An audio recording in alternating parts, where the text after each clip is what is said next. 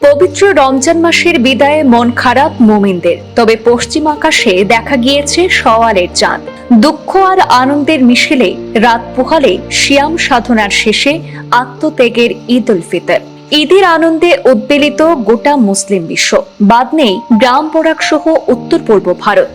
মধ্যপ্রাচ্য সহ বিশ্বের বৃহদাংশে আজ সম্পন্ন হয়েছে পবিত্র ঈদ উল ফিতর। আগামীকাল ঈদ পালনে প্রস্তুত গোটা দেশ। ঈদের ঘিরে সেখানে সেজে উঠেছে সমস্ত ঈদগাহ, ময়দান এবং মসজিদগুলো। আজ শুক্রবার ইফতারের পরে দীর্ঘ এক মাসের সংযমতার মাসে ইতি পড়েছে।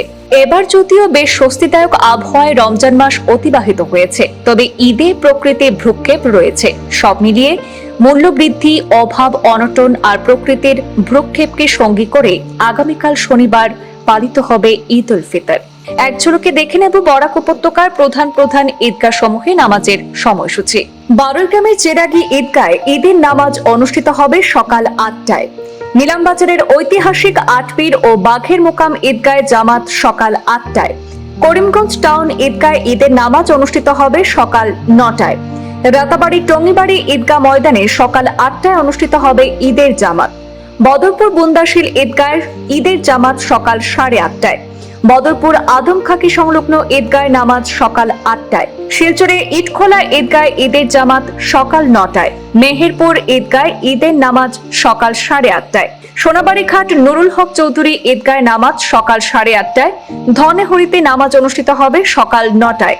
পূর্ব সোনার কচুদরম বাজার ঈদগাহে ঈদের নামাজ অনুষ্ঠিত হবে সকাল ৮টায়। পূর্ব সোনার সেন্ট্রাল ঈদগাহে নামাজ অনুষ্ঠিত হবে সকাল ৯টায়। শিলডুবি তিমুখে মোহাম্মদিয়া ঈদগাহে নামাজ সকাল ৮:৩০টায়। বেরেঙ্গা ঈদগাহে নামাজ সকাল ৮:৩০টায়।